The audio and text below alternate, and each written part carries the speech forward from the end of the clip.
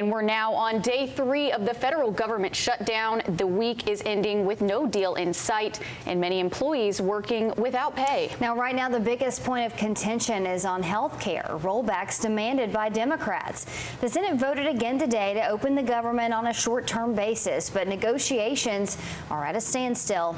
Democrats are demanding Republicans reverse $1 trillion in Medicaid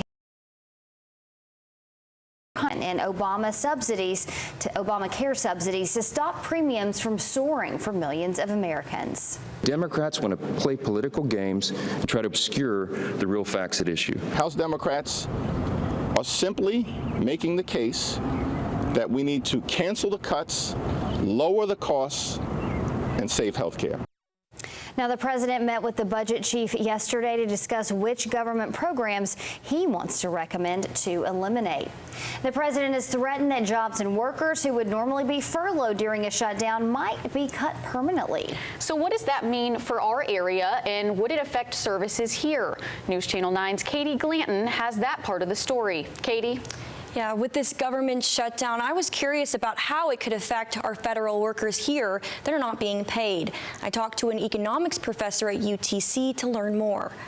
Probably the federal employees are the ones who bear the brunt of the economic effects. Some of these workers work right here in Chattanooga and face the risk of missing an upcoming paycheck. We have troops and TSA agents and Border Patrol agents who are working without pay, protecting the country. House Speaker Mike Johnson spoke about those furlough workers during this shutdown.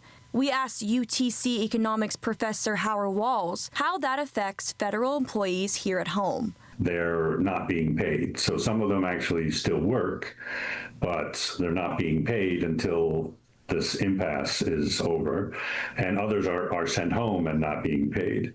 There was no answer at our Chattanooga USDA and EPA offices, and security at Chattanooga's federal courthouse told us it was business as usual. Walls said what could see a change is payouts of federal grants. Because those offices are shut down because they're a lower priority than, say, Social Security and veterans benefits. Howard Walls said that these government shutdowns usually don't last long enough to see an effect. It's just mostly a nuisance. They are certainly an inconvenience to a lot of people, particularly the federal employees who don't get paid, but they end up getting paid in the end for their back pay. Howard Wall also told me that even though the TVA is federal, those at the TVA will not be affected by this shutdown as they are not funded by the federal budget. Lily? Katie, thank you. Postal workers will be unaffected by the shutdown and mail will continue as normal. U.S. lawmakers will also still be paid.